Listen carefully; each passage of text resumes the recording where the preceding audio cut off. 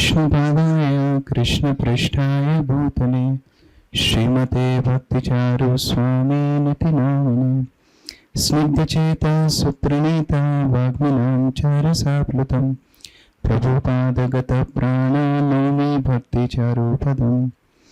तो ये एक एक गुण के ऊपर, यद्यपि पहला जो पैराग्राफ है उसके अंदर हम नहीं जाएंगे, वो भी अपने आप में बहुत कुछ बताता है, लेकिन सेकंड पैराग्राफ जो गुरु महाराज के प्रणाम मंत्र का है वो तो स्पेसिफिकली ही गुरु महाराज के चरित्र को वर्णन करता है।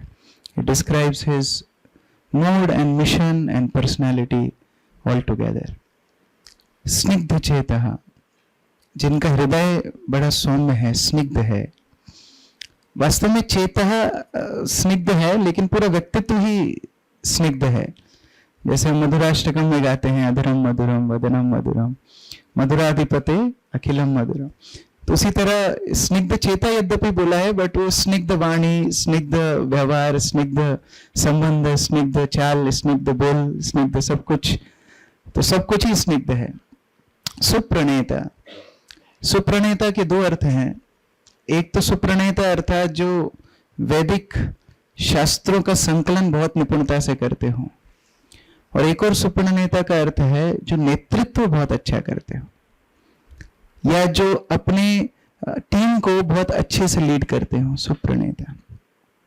वाग्मिनाम, जो बोलने में बड़े पटु हों, और यहाँ कोई विद्वत्ता की बात नहीं हो रही है। वाग्मिनाम अर्थात कब किसको क्या बोलना है ये व्यक्ति को पता होना चाहिए, और कब क्या नहीं बोलना है ये भी पता होना चाहिए।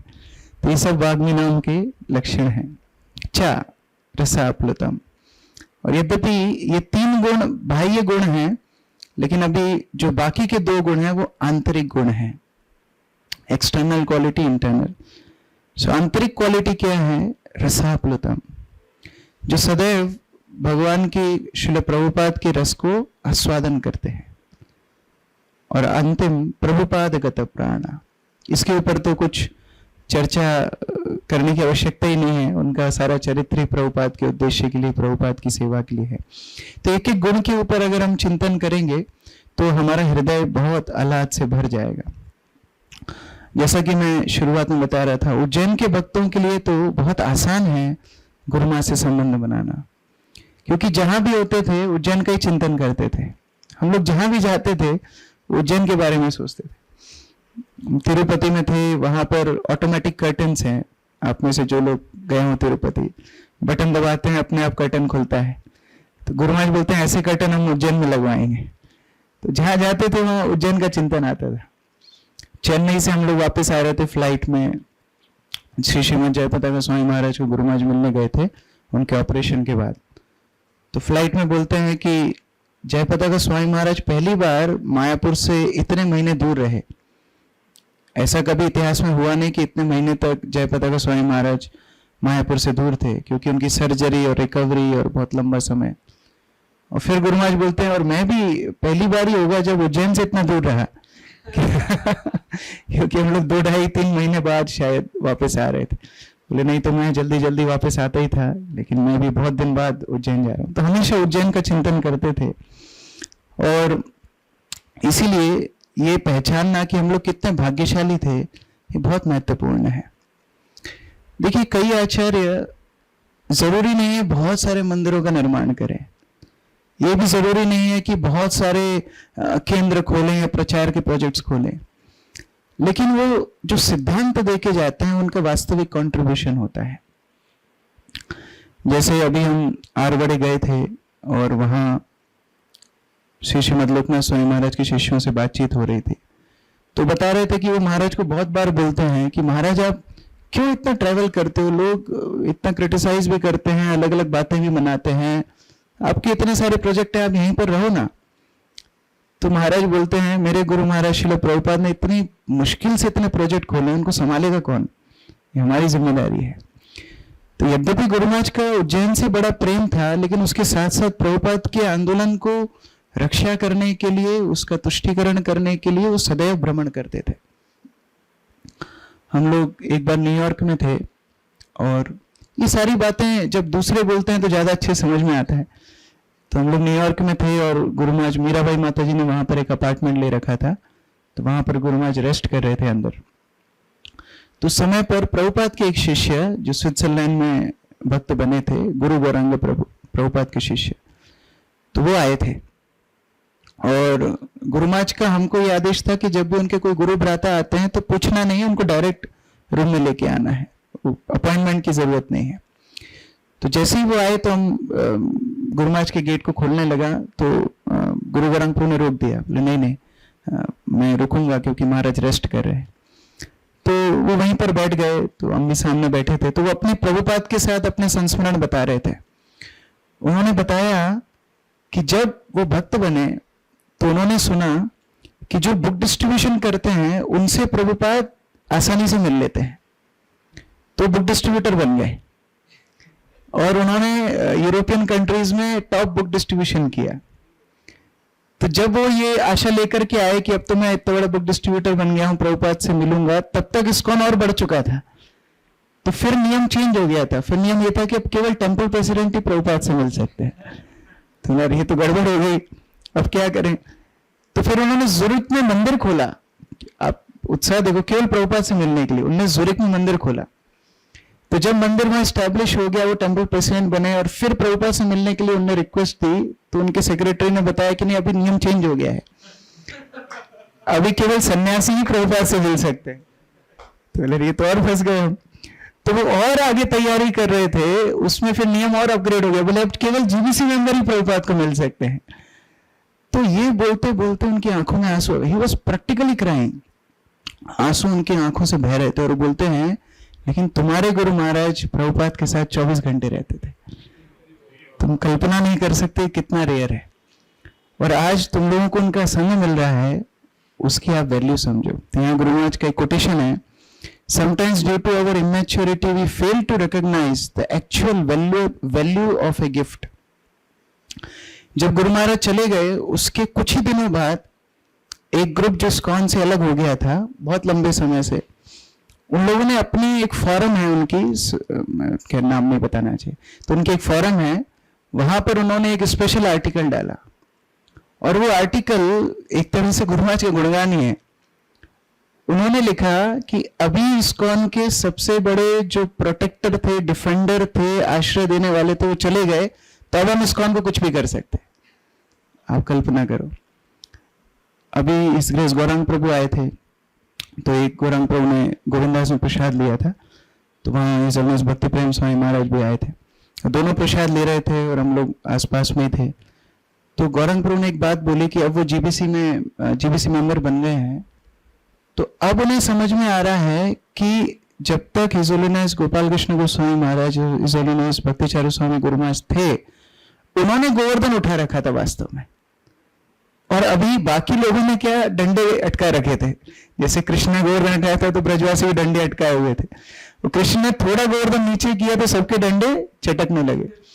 तो बोलते हैं कि अब हमें समझ में आ रहा है कि एक सोसाइटी का भार क्या होता है।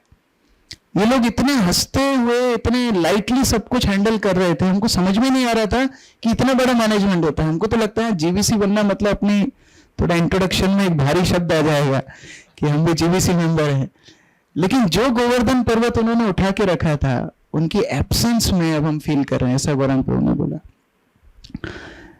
तो उसी मूड से हम लोग गुरु महाराज के चिंतन करेंगे। मैं बहुत सारी लीलाएं जो अभी सुनाने वाला हूँ, बहुत सारी पर्सनल भक्तों को पहले ही सुना चुका हूँ, तो कुछ नया नहीं है मेरे पास, क्योंकि मेरे जीवन का जो टाइम स्टैम्प है मैंने वही 4 साल में रोक के रखा है, 2016 से 2020। मैं उसके आगे बढ़ा नहीं, उसके पहले गया नहीं।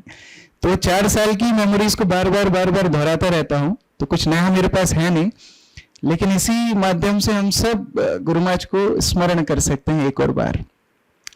तो ये श्रीमद् भागवतम में ये सुंदर श्लोक आता है, आप लोग दोहरा सकते हैं। श्रवणात् दर्शनाध्यायम् मयि भावो अनुकीर्तनात् न तथा सन्निकर्षेण प्रतियाता ततो गृहम्। तो ये श्री कृष्ण द्विज पत्नियों को बोलते हैं, और द्विज पत्नियों को बोलते हैं कि जितना आनंद आपको मेरे साथ मिलने से मिलता है, जितना आनंद आपको मुझे देखने से, मेरे साथ बातचीत करने से मिलता है, उतना ही आनंद या उससे श्रेष्ठ आनंद आपको मिलेगा मेरी कथा का श्रवण करके।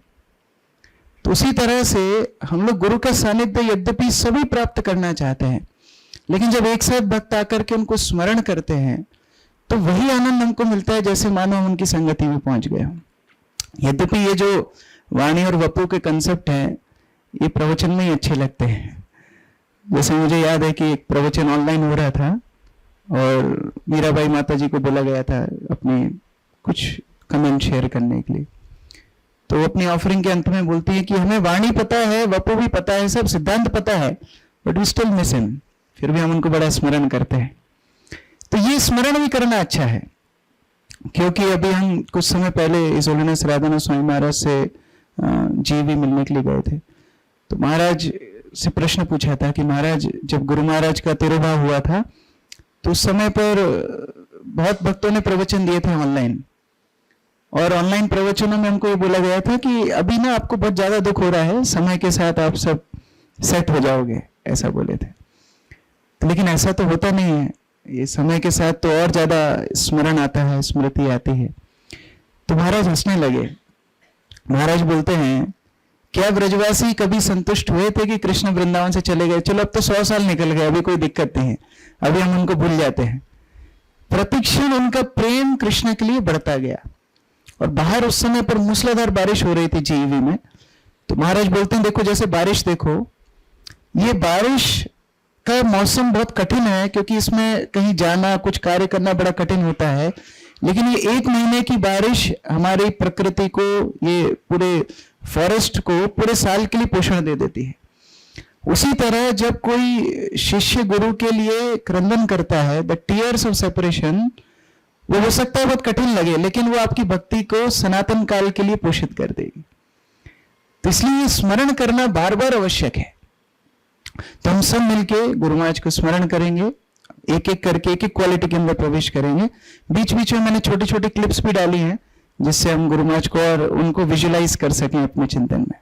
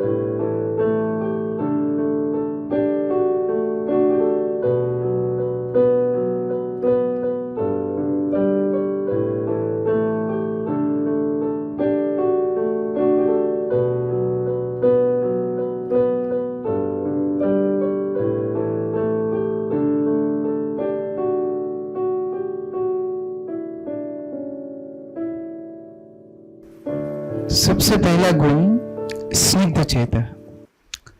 स्निग्ध चेता, जिनका हृदय बहुत स्निग्ध है, बहुत सौम्य है, और वो स्निग्ध चेता से वो अपने प्रेममय हृदय से सबको आकर्षित करते थे। चाहे वो कोई बहुत बड़ा जीबीसी मेंबर हो, चाहे वो कोई छोटे से छोटा भक्त हो, सबको आकर्षित करते थे। जैसे एक बार मायापुर MEB मीटिंग्स चल रही थी, और एक सेशन के दौरान गुरु महाराज को थोड़ा अच्छा नहीं लग रहा था, फीलिंग मतलब he was not feeling well, physically अच्छा नहीं लग रहा था। तो गुरु महाराज बीच में से आ गए, उन्होंने अपना बैग वहीं छोड़ दिया था मीटिंग में, और गुरु महाराज रूम पर आ गए। गुरु महाराज बोलते हैं, I take rest. Guru Maharaj rest लेने लगे। तो जब मीटिंग खत्म होने लगी तब हमको गुरु महाराज ने बोला कि मेरा बैग लेकिन वहीं रह गया है, अभी मत जाना, डिस्टर्ब होगा, जब मीटिंग खत्म हो तब जाके बैग लेकर के आ।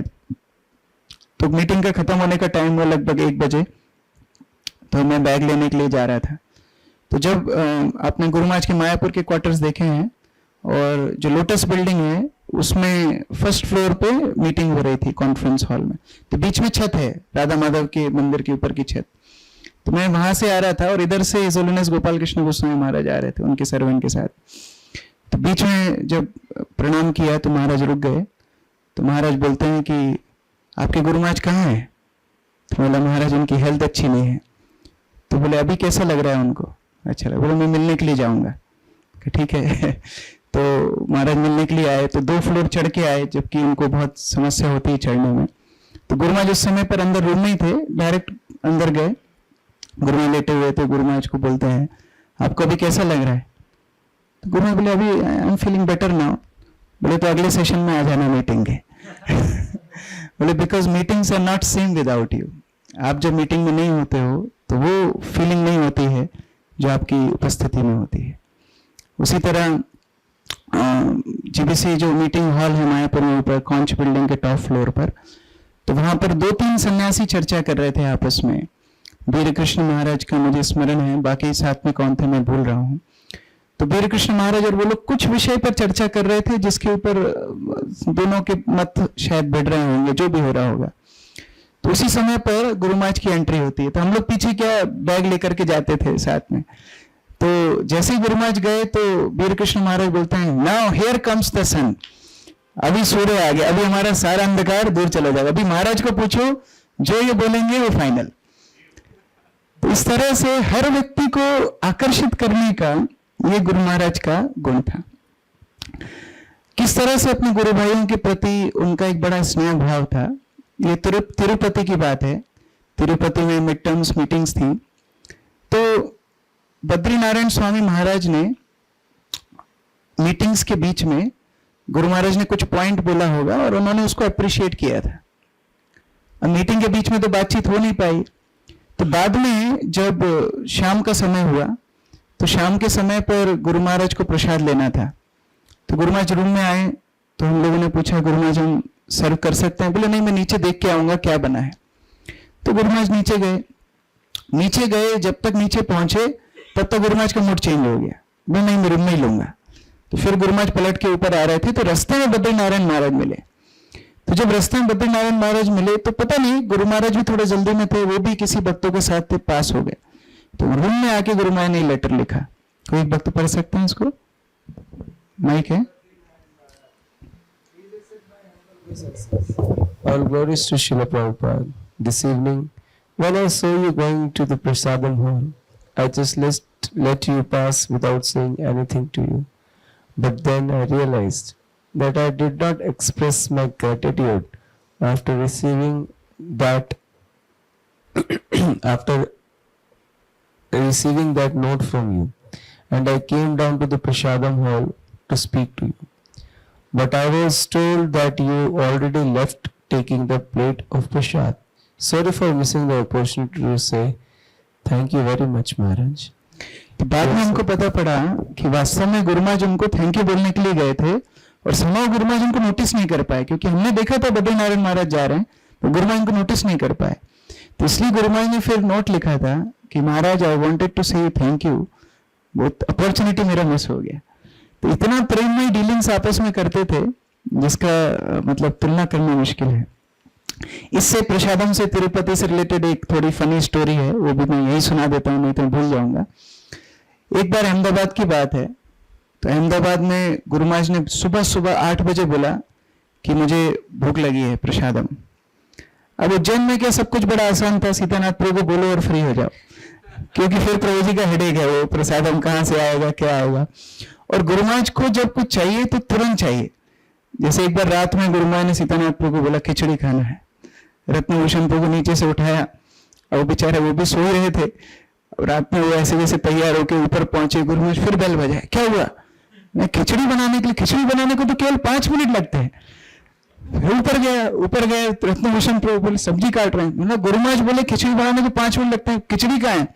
बोले प्रभु जी कुकर में डालने के बाद 5 मिनट लगते हैं ना, तो प्रिपरेशन तो पहले करना पड़ेगा।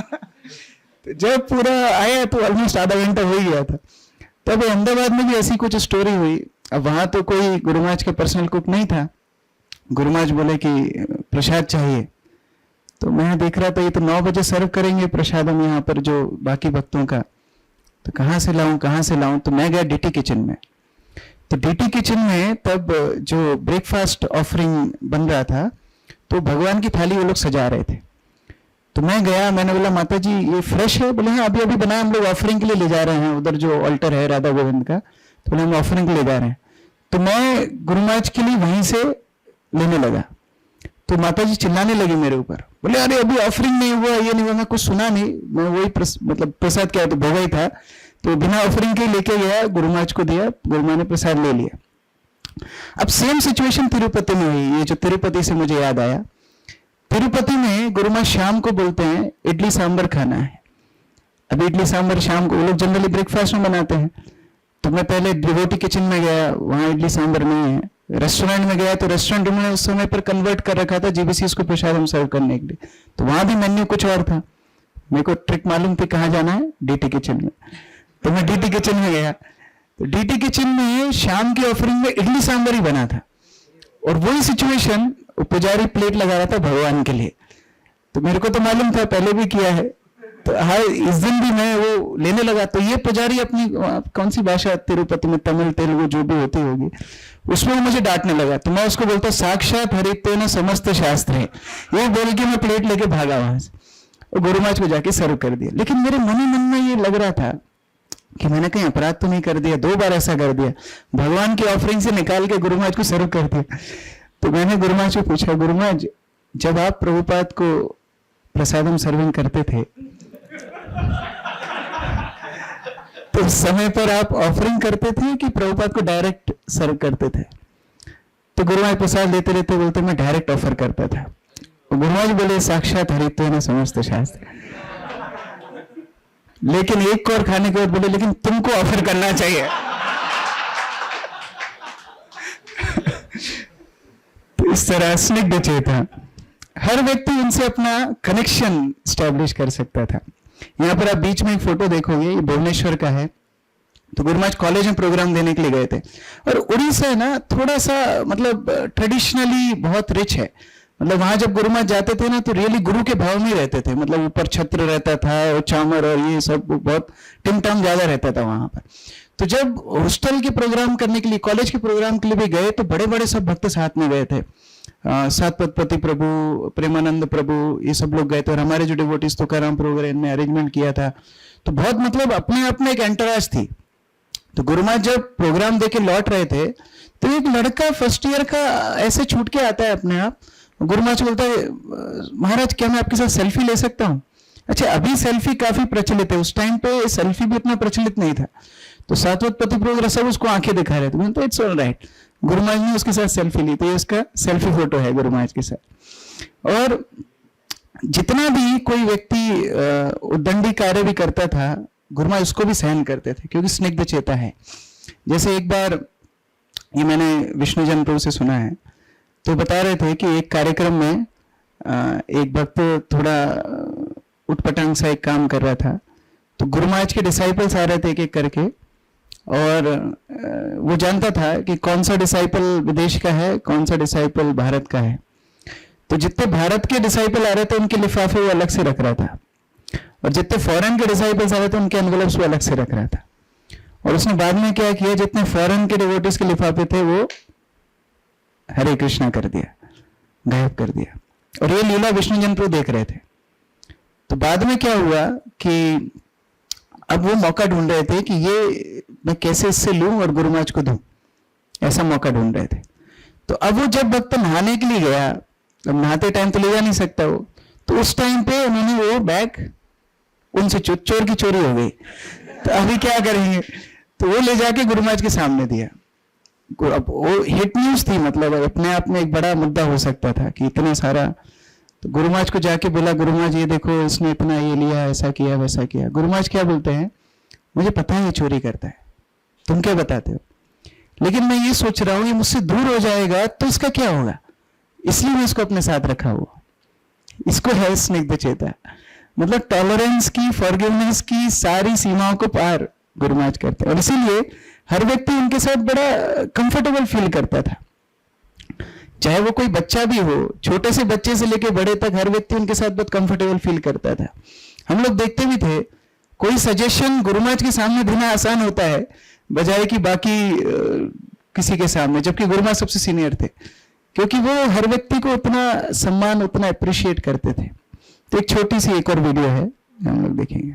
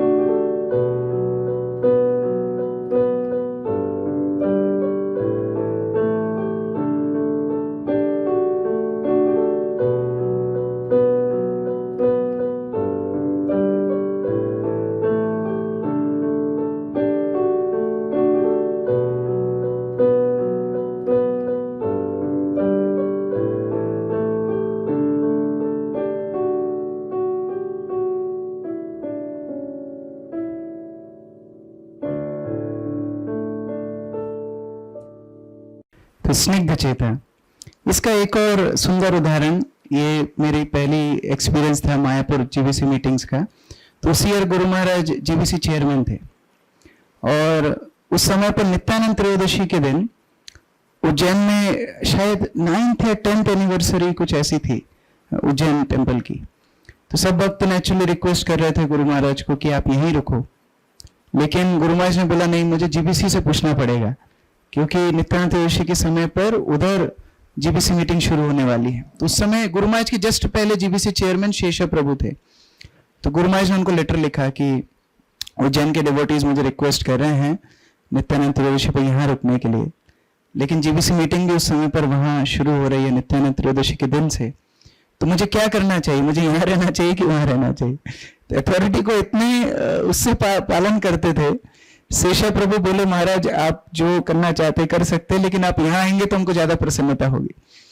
तो गुरु महाराज वहां गए और बहुत खुश नेचुरली सभी जीबीसी मेंबर्स हुए, क्योंकि उस दिन गुरु महाराज को चेयरमैन बनाया था जीबीसी का। और उसी उपलक्ष्य में नित्यानंद त्रयोदशी की शाम को गुरु महाराज का टेम्पल हॉल में कीर्तन था। तो सब डिवोटीज एक्साइटेड थे। गुरु महाराज भी ऑन टाइम पहुंचते हैं सभी स्थान पर। तो नीचे गुरु महाराज उतरे अपने क्वार्टर से। तो उस समय पर कुछ गुरुकुल के बच्चे कीर्तन कर रहे थे। तो वो लोग जब कीर्तन कर रहे थे, गुरु महाराज आए, पंचतत्व का दर्शन लिया और फिर गुरु महाराज सोचे कि ये लोग कीर्तन खत्म करेंगे, उसके बाद मैं कर लूंगा।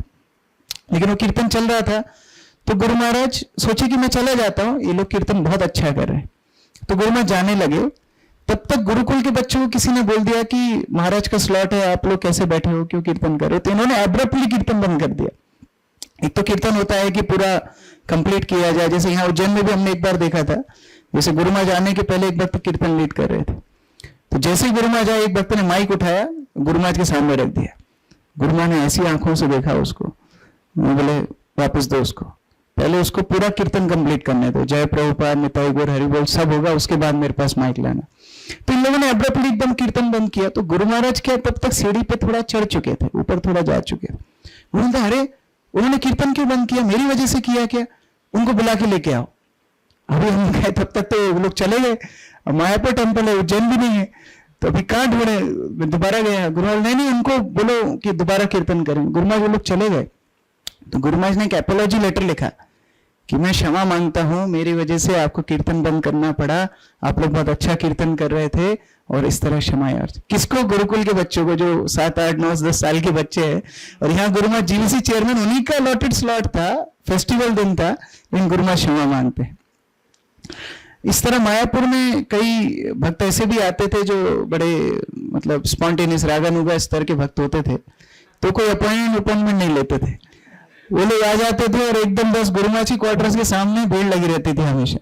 तो कई बार तो गुरु महाराज नाराज हो जाते थे कि अरे मुझे बताया नहीं और ये लोग आ जाते हैं। और क्या ट्रैवल भी कभी लंबा लंबा करके आते थे, कोई 4 घंटे 5 घंटे 8 घंटे ट्रैवल करके आते थे। तो गुरु महाराज ने फिर उनको अंदर बुलाते थे, फिर उनसे सबसे मिलते थे और फिर बाद में बोलते थे देखो इतने दूर से आए, अब इनको मना भी कैसे करूं। और वो टाइम गुरु महाराज का इतना क्रिटिकल होता था, क्योंकि जीबीसी मीटिंग में ऑलरेडी गुरु महाराज बिजी है, और उसके बीच का टाइम ये भक्त ले लेते थे। तो गुरु महाराज को हार्डली रेस्ट करने का टाइम मिलता था। ये उज्जैन का है, संजय पंडित प्रभु का। तो यहाँ पर सूरत के भक्तों को गुरु महाराज ने बुलाया था, बच्चों को, और पेरेंट्स को बोला था कि केवल बच्चे आएंगे, उनके लिए मैं स्पेशल ट्रिप अरेंज करूंगा।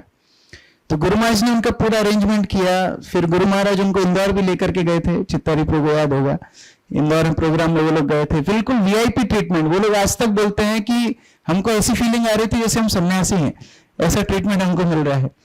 तो गुरु महाराज ने उनके लिए पिज्जा पार्टी रखी थी। तो उस समय पर पिज्जा आने में तो एक एक दो दो आने में थोड़ा टाइम लगता है। तो गुरु महाराज इतना नाराज हो गए, बोले they are waiting, you are keeping them waiting, जैसे पता नहीं कितने महान।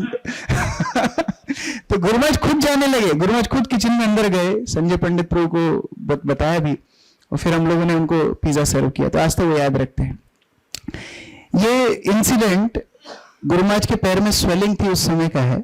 तो ये तो हलवा रेसिपी डिस्कस हो रही है यहाँ पर, आप लोग को याद होगा गुरु महाराज हलवा, अमृतसर के हलवा का यहाँ पर कॉपी डिस्ट्रीब्यूट होता था।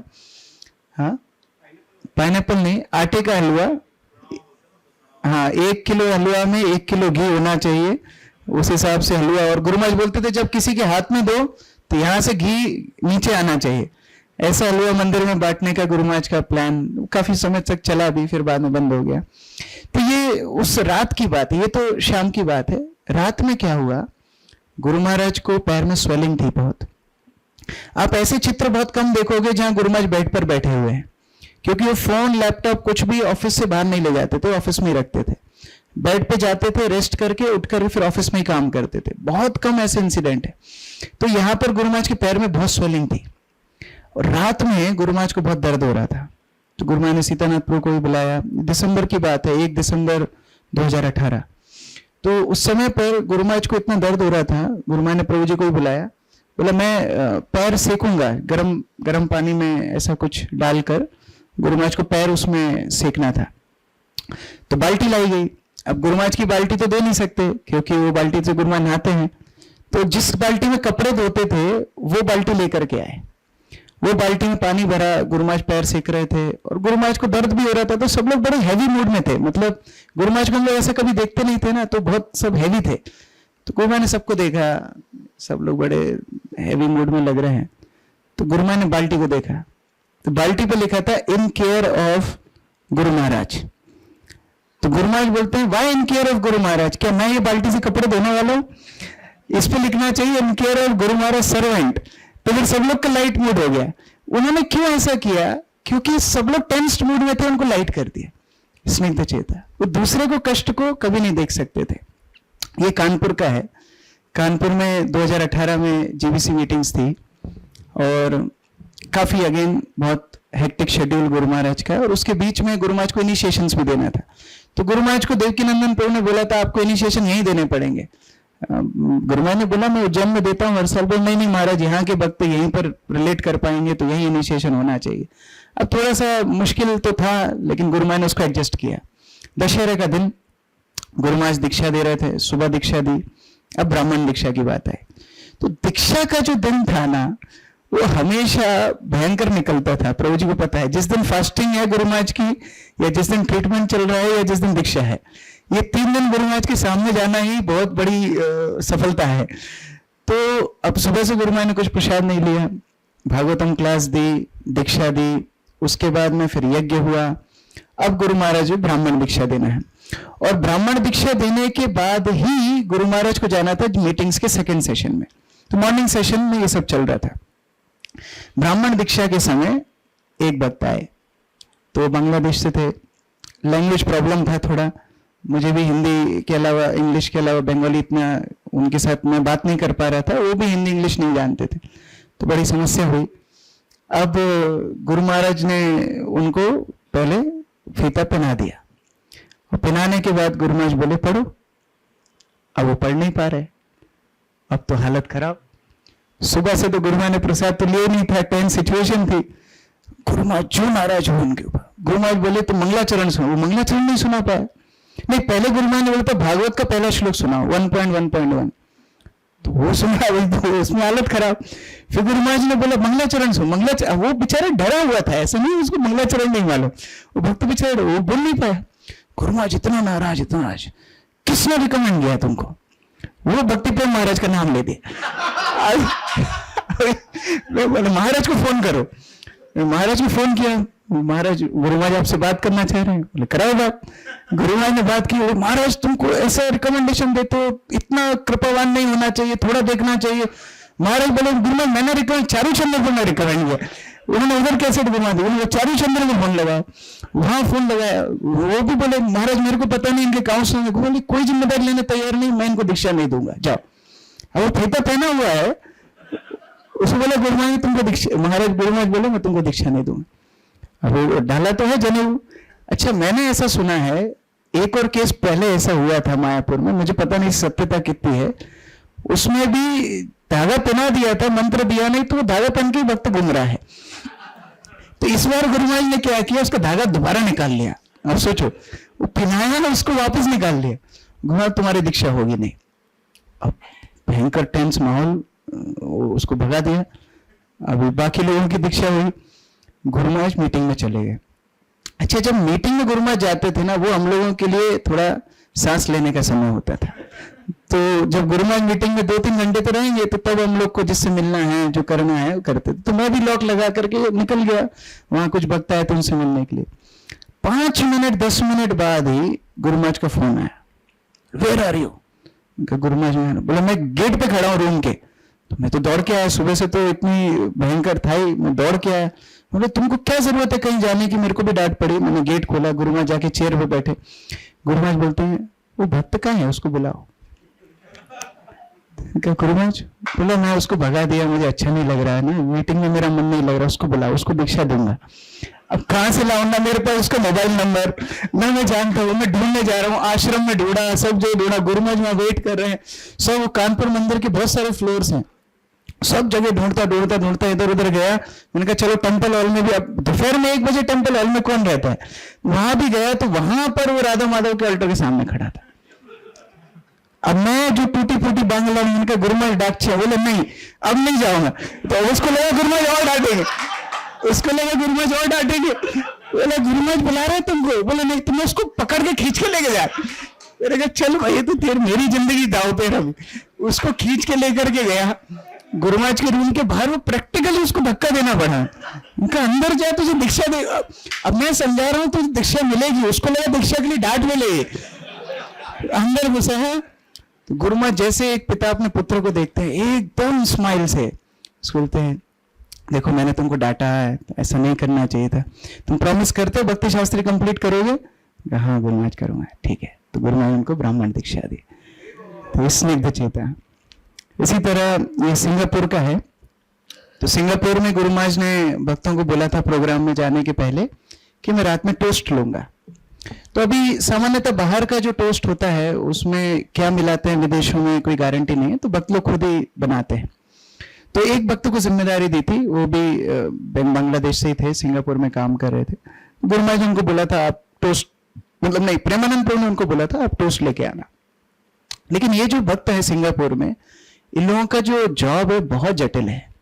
ये लोग 14, 15, 16 घंटे भी कभी कभी काम करते हैं पर डे। फिर अपनी 16 माला करना, खुद की कुकिंग करके खाना, ये बहुत मतलब इनका शेड्यूल बहुत टाइट रहता है। तो रात में गुरु महाराज प्रोग्राम से वापस आ गए, प्रसाद में ब्रेड लेना था लेकिन वो भक्त आ नहीं पाया। तो जो बाकी भक्त थे वहां तो बहुत सारे डिसाइपल्स हैं गुरु महाराज के, तो उन्होंने गुरु महाराज को जो था वहां पर उनका वो सर्व कर दिया। गुरु महाराज ने भरपेट प्रसाद ले लिया, सबसे बातचीत की, गुरु महाराज रेस्ट करने के लिए अपने रूम में चले गए। तब वो भक्त आया। अब प्रेमानंद प्रभु, तो प्रेमानंद प्रभु है, वो प्रेम के साथ साथ उन्होंने डांट करना भी शुरू किया। तो डांटते वो भक्त रोने लगा। बोला मैं गुरु महाराज के लिए ब्रेड लेके आया, मैं इतनी मुश्किल से, मैं ट्रैफिक में था, ये था वो था, गुरु महाराज नाराज हो गए होंगे, गुरु महाराज अंदर चले गए। तो रोने लगा। प्रेमानंद प्रभु वगैरह फिर उसको संभालने लगे। ये बात गुरु महाराज ने अंदर से सुन ली। तो गुरु महाराज गेट खोल करके बाहर आए। अरे कहाँ थे तुम, इतनी देर से तुम्हारा वेट कर रहा था, लाओ, मैंने तो प्रसाद लिया ही नहीं, ब्रेड लूंगा मैं। हम सोचे गुरु महाराज से पूरा प्रसाद लेके बैठे। और जनरली गुरु महाराज ऐसा कभी कहाँ करते थे कि प्रसाद अभी तुरंत लिया और तुरंत अगला, मतलब मैं तो वेट ही कर रहा था, लाओ। गुरु महाराज ने उसको प्रसन्न करने के लिए दोबारा से प्रसाद लिया, दोबारा से हमने ब्रेड टोस्ट लिया। स्निग्ध चेता। ये 2013 की बात है, कीर्तन मेला की। गुरु महाराज पुणे आए थे। उस समय पर गुरु महाराज हमको बोल के गए थे कि तुम लोग कीर्तन मेला में आना, लेकिन उसी डेट्स में हमारे एग्जाम थे। तो अभी क्या करें, एग्जाम भी हैं, तो हमने सोचा एक दिन के लिए गुरु महाराज की आज्ञा है तो एक दिन के लिए जाएंगे, वापस आ जाएंगे। तो हम एक दिन का प्लान करके आए थे। तो रात में आई एम नॉट श्योर, रात में पहुंचे थे शायद या सुबह पहुंचे थे। मंगला आरती का समय था, गुरु महाराज आगे मंगला आरती में थे, हम लोग पीछे थे। तो हमको लगा गुरु महाराज ने कहाँ देखा होगा, तो गुरु महाराज तुलसी आरती के बाद ऊपर चले गए। तो अनिरुद्ध प्रभु आए। अनिरुद्ध प्रभु ने बोला कि तुमको गुरु महाराज बुला रहे हैं। तो मैं बोला गुरु महाराज प्रभु जी मेरे साथ 2 भक्त और साथ में ले जाऊं क्या? हाँ ले जाओ, ठीक है। तो हम तीनों गए, मैं, कृष्ण मुकुंद प्रभु, रामचरण प्रभु, तीनों गए। अब पहली बार गुरु महाराज के ऑफिस में गए। तो वैसे ही एकदम क्रिटिकल माहौल था। गुरु महाराज बोलते चेयर पे बैठो। तो हमारे लिए बहुत अटपटा सा वो था। गुरु महाराज ने चेयर पे बिठाया तीनों को। तो पहला देख करके बोला तुम्हारे कुर्ते पे रिंकल क्यों है? तो बोला गुरु महाराज जो बाद में बोला चेंज इट। ठीक है गुरु महाराज चेंज। फिर गुरु महाराज बोले सी मेरे 2 गुरु भाई आ रहे हैं, हिज होलीनेस भक्ति प्रेम गोविंद महाराज और हिज होलीनेस चंद्रमौली स्वामी महाराज। तो मैं चाहता हूं कि आप उनकी सेवा करो। अब कैंडिडेट 2, वैकेंसी 2, आदमी 3। तो गुरु महाराज देखे मुझे, बोले ओके यू सर बीबी गोविंद स्वामी महाराज। कृष्ण मुकुंद प्रभु को बोले okay you sir Chandramouli Swami Maharaj. अब रामचरण प्रभु फ्री, गुरु महाराज रामचरण प्रभु बोलते यू कैन सर मी। तो इस तरह से मतलब किसी भी वक्त को ऐसा लेफ्ट आउट फील ना हो, ऐसा गुरु महाराज करते थे। उस समय पर एक और बात भी हुई थी जो चंद्रमौली महाराज बहुत बार शेयर भी करते हैं। गुरु महाराज मंदिर में कीर्तन कर रहे थे। तो कीर्तन करने के बाद रात में ऑलमोस्ट मिडनाइट में गुरु महाराज चंद्रमौली महाराज को गेट नॉक करके उठाते हैं। गुरु महाराज उनको बोलते हैं मेरे को बहुत बुरा लग रहा है कि आज आप मंदिर में थे लेकिन मैंने पूरा कीर्तन लीड कर लिया, आपको मैंने कीर्तन लीड करने के लिए रिक्वेस्ट नहीं किया। तो ये सोच के मुझे नींद नहीं आ रही है, मैं आपसे क्षमा मांगना चाह रहा। रात में 12 बजे गुरु महाराज ने उनको उठाया। तो ये स्निग्ध चेता है। इस तरह कई कई और लीलाएं हैं। जैसे अभी 5 ही मिनट बचे हैं। Should I conclude here? 5 minute है। सो तो इस तरह एक वीडियो दिखा के हम कंक्लूड कर सकते हैं।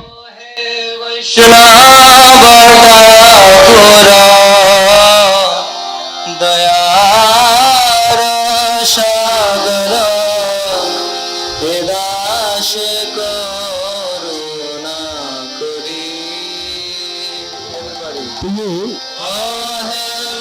अधिवास का समय है कीर्तन मेला के, और इसमें मायापुर डिवोटीज ने, आप गुरु महाराज को देख सकते हैं साइड से आ रहे हैं, इसमें गुरु महाराज को रिक्वेस्ट किया था कि आप सभी भक्तों को माला पहनाओ और चंदन लगाओ। तो लोकनाथ स्वामी महाराज भी थे और भी सन्यासी थे, नित्यानंद महाराज थे, वो सब लोग तिलक लगा रहे थे, चंदन लगा रहे थे, जैसे महाप्रभु अपनी लीला में किया करते थे। तो मैं जहाँ बैठा था मुझे लगा कि मैं तो गुरु महाराज का ही आदमी हूँ, मुझे तो माला मिलेगी। तो गुरु महाराज ने मेरे बगल वाले को दी, इधर वाले को दी, पीछे वाले को भी दी, मेरे को नहीं दी। तो मैंने कहा अरे ये क्या हुआ मेरे साथ? तो मैंने कहा चलो ठीक है, मैं तो गुरु महाराज के साथ अपने आप को सांत्वना दे रहा था, मैं तो साथ में हूँ, ठीक है कोई बात नहीं। तो जब कीर्तन खत्म हुआ, गुरु महाराज ऊपर जा रहे थे, तो जैसे ही गुरु महाराज कहीं अंधेरे में मतलब अंधेरा जैसा माहौल आता था तो हम मोबाइल में तुरंत अपना फ्लैश लाइट लगाते थे। तो राधा माधव की छत पे थोड़ा अंधेरा था, तो मैंने फ्लैश लाइट ऑन किया, तो गुरु पीछे मुड़े। ओह अच्छा, मेरे मन में चल रहा था दिमाग में कि माला मिली नहीं, आज सबको मिली, मेरे को नहीं मिली, कोई गलती कर दी, क्या कर दिया। तो गुरु महाराज वहां पर तुरंत मुड़े, जैसे मैं फ्लैश लाइट ऑन किया मुड़े, बोले ओ मैंने तुमको माला नहीं दी। तो फिर अपने गले की माला उतार के गुरु महाराज ने दी।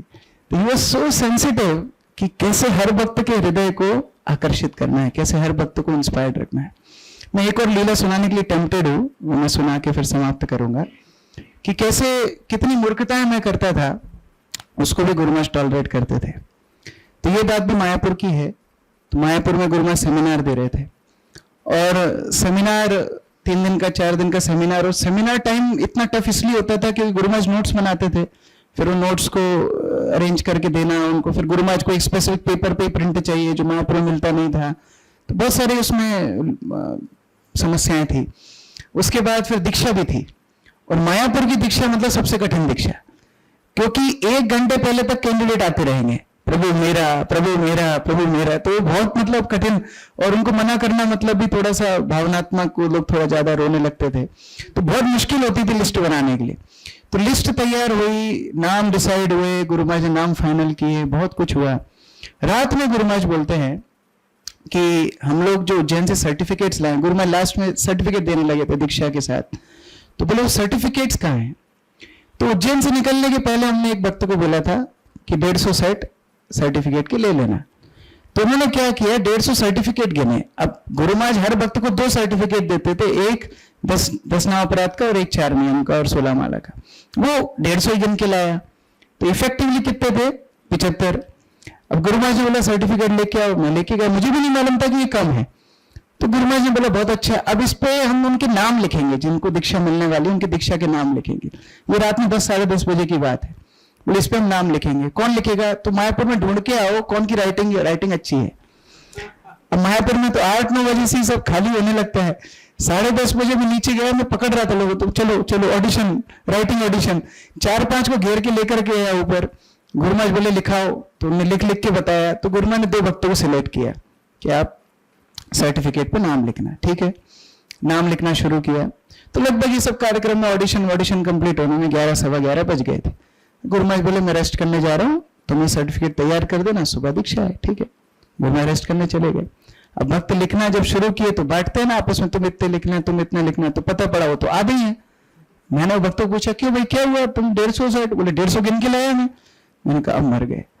मायापुर में संभव ही नहीं है सर्टिफिकेट्स को प्रिंट करना, और कैलकाटा से रात में आप ला नहीं सकते हो। मैंने कहा सुबह गुरु महाराज उठेंगे तो मैं जाके गुरु महाराज को पहले ही बता दूंगा कि ये समस्या है, तो गाली खानी है तो अकेले में खा लेंगे, तो बन जाएगी बात। सुबह मेरे उठने के पहले गुरु महाराज उठ के जब करके दोबारा सोने चले गए। मैं तैयार हुआ तब तक गुरु महाराज दोबारा रेस्ट करने चले गए। क्या करूं? वहां कैंडिडेट गोविंदानंद प्रभु का फोन आ रहा था कि ये कैंडिडेट इकट्ठे हो गए, इनको बिठाना है, ऑर्डर कहाँ, लिस्ट कहाँ, ये कहाँ, वो कहाँ। तो मैं 6 बजे के आसपास वहां चला गया, नामट्ट भवन में दीक्षा थी, वहां चला गया। हम लोग कैंडिडेट को बिठाने लगे। मैंने कहा गुरु महाराज को मिलने जाना है तो मैं यहाँ बिठा के वापस जाऊंगा। इतने में गुरु महाराज दोबारा उठ गए, और जो भक्त सर्टिफिकेट भूल के गया था उसके अंदर अंतरात्मा जागी कि मुझे गुरु महाराज को सब कुछ सच सच बताना चाहिए। तो वो जाके गुरु महाराज को बोलता है कि गुरु महाराज सर्टिफिकेट कम है। गुरु महाराज को लगा मैंने क्यों नहीं बताया ये चीज। गुरु महाराज मुझे फोन लगाते हैं, क्यों सर्टिफिकेट का क्या हुआ? बोले गुरु महाराज ऐसे ऐसे कम है। बोले मैं आ नहीं रहा दीक्षा देने। मैंने कहा बाप रे अब क्या होगा, यहाँ सब भक्त लोग बैठे हैं, Guru Maharaj devotees are sitting. बोले तुम दीक्षा दो, मैं नहीं दे रहा, मैं नहीं आ रहा दीक्षा। मेरी हालत खराब। अब मैं अंदर जाऊं किस मुंह से? गुरु महाराज के पास मैं वहीं बाहर बैठ गया, बहुत देर तक बैठा रहा। गुरु महाराज फाइनली आए। गुरु महाराज जैसे ही आए, गेट खोला, गुरु महाराज देखे नहीं मेरी तरफ, सीधा जाके व्यासासन पर बैठ गए। प्रवचन दिया। प्रवचन देने के बाद बोला कि हमारे यहाँ समस्या हो गई, एक सर्टिफिकेट नहीं है, ठीक है। फिर गुरु महाराज ने माला देना शुरू किया। तो समानता मैं इधर बैठता था तो माला देता, गुरु महाराज ऐसे माला लेते थे। इस बार गुरु महाराज ने देखा ही नहीं, ऐसे माला ले रहे थे गुरु महाराज, माला देके दीक्षा दे रहे थे ऐसे। तो मैंने कहा हंस तो मेरा अंतिम दिन है सेवा का लग रहा है। तो पूरी दीक्षा खत्म हुई। फिर गुरु महाराज बोले हम आपको सर्टिफिकेट देना चाहते थे लेकिन एक समस्या हो गई। तो फिर मैंने हिम्मत करी, गुरु महाराज बोला गुरु महाराज एक्चुअली सर्टिफिकेट हैं। बोले कैसे हैं? गुरु महाराज 150 थे तो हर भक्त का एक एक नाम लिख दिया हमने, तो आपके हाथ से उनको एक एक मिल जाएगा, और जो वाला नहीं है वो हमने कलकत्ता में बोल दिया, वो दोपहर तक आ जाएगा या कंप्लीट हो। गुरु महाराज बड़े प्रसन्न हुए, बहुत अच्छी बात है। गुरु महाराज बोले ठीक है मायापुर से निकलेंगे 2 घंटे के अंदर। पैकिंग की, सब कुछ किया, सामान लोड किया गाड़ी में।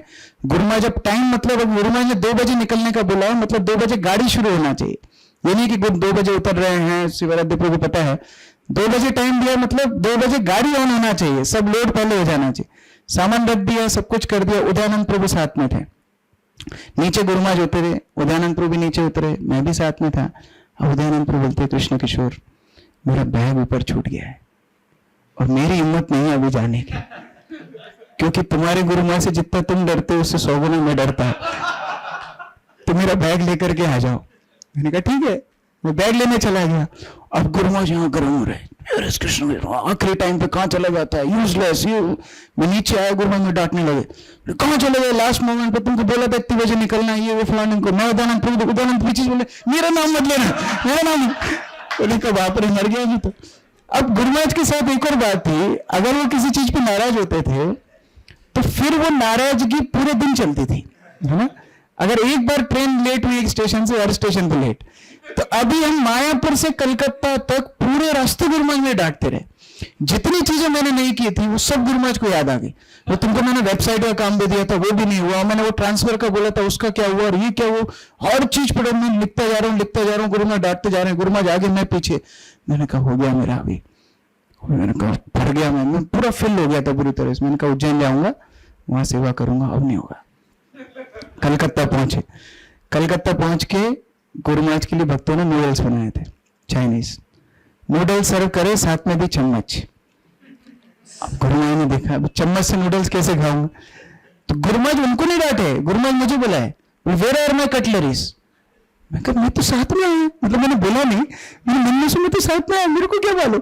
बोले यू आर यूजलेस, एक काम भी साथ में नहीं, तुमको कितनी बार बोला मेरा सामान साथ में रखने के लिए। उस टाइम पर जो भी माया का मेरे सिर पर प्रभाव था, मेरा दिमाग इतना खराब था, मैंने दंडवत प्रणाम किया और वहां से चला गया। नीचे उतरा बिल्डिंग के, वहां एक पार्किंग थी, वहां जाके खड़ा हो गया। अभी मैं देख रहा हूं वहां पार्किंग में, मैं अंदर की साइड खड़ा था, तो मुझे दिख रहा था कौन कौन नीचे आ रहे हैं। तो गुरु महाराज भक्तों को भेज रहे थे, विशंबर प्रभु उतरे, फिर ये आचार्य रत्न प्रभु थे वो उतरे, आनंद मोहन प्रभु, ये लोग सब ढूंढ रहे हैं इधर उधर, और मैं इधर अंधेरे में खड़ा हूं। और मेरे फोन पे गुरु महाराज का फोन आ रहा है, एक बार आया, दो बार आया, तो मेरी हिम्मत नहीं हो रही उठाने की। मैं होता जा रहा हूँ, मैंने कहा भी कैसे क्या करें। अल्टीमेटली कुछ समय बाद मैं ऊपर गया तो गुरु महाराज जैसे वॉक कर रहे थे टू एंड फ्रो। जाके प्रणाम किया, उन्होंने कहाँ थे तुम, किधर चले गए थे। तो मैं रोने लगा। फिर गुरु महाराज ने मेरे सोफे पे बिठाया, गुरु महाराज साथ में बैठे, हाथ रखा। मुझे मालूम है मेरे साथ सेवा करना इतना आसान नहीं है, मेरा प्रेशर झेलना इतना आसान नहीं है, कोई बात नहीं, अभी 2-3 दिन तुम पूरा रेस्ट लेना, कोई बात नहीं, अभी पूरा रेस्ट लेना। फिर गुरु महाराज ने मुझे प्रसाद भी खिलाया, प्रसाद लिया। अब 2-3 दिन रेस्ट किया। उसी रात में 1 बजे हमको निकलना था, रात में 1 बजे। तो 1 बजे हमने पैकिंग की, सब कुछ किया, एयरपोर्ट पर पहुंचे, अमृतसर हम लोग जा रहे थे। तो जब एयरपोर्ट पर पहुंचे तो सामान्यतः स्कैनिंग के लिए मैं या कोई एक वक्त स्कैनिंग बैक करवाते थे, फिर चेक इन करवाते थे, और गुरु महाराज अगर दूसरे वक्त के साथ हैं तो वो बैठते थे एक सीट पर। तो इस दिन बहुत लोग थे साथ में, कम से कम 7-8 वक्त, 7-8 नहीं 5-6 वक्त हम लोग साथ में थे। तो गुरु महाराज ने उनको छोड़ा और मैं जो स्कैनिंग की लाइन में लगा था ट्रॉली लेकर के बैग की, मेरे साथ में आ गए। तो मैं गुरु महाराज बोला, गुरु महाराज मैं स्कैन करवा लूंगा, you can sit with devotees. No no, I am taking your association, मैं तुम्हारा संग ले रहा हूँ। तो गुरु महाराज सॉरी, अब बताओ कल क्या हुआ था। तो मैं बोला गुरु महाराज आप मुझे इतने सारे काम देते हो, मैं पूरा नहीं कर पाता हूँ, ये मेरी असक्षमता है, मैं आपके कोई भी काम में नहीं आ पा रहा हूँ, मैं इकट्ठे होते जा रहे हैं, फिर मुझे फ्रस्ट्रेशन होता है। जैसे गुरु महाराज ने मुझे बताया, देखो मैं 50 लोगों को फोन लगाकर डील नहीं कर सकता, इसलिए मैं तुम्हारे साथ डील करता हूँ, लेकिन तुम बहुत सारे भक्तों को एंगेज कर सकते हो, तो डेलीगेशन तुमको सीखना चाहिए। मैं तुम्हें काम दे रहा हूँ इसका मतलब नहीं सारा तुमको करना है, तुम दूसरे भक्तों को एंगेज करो और उस तरह फिर तुम सेवा कंटिन्यू करो। मैं कहा ठीक है। फिर हम अमृतसर पहुंच गए।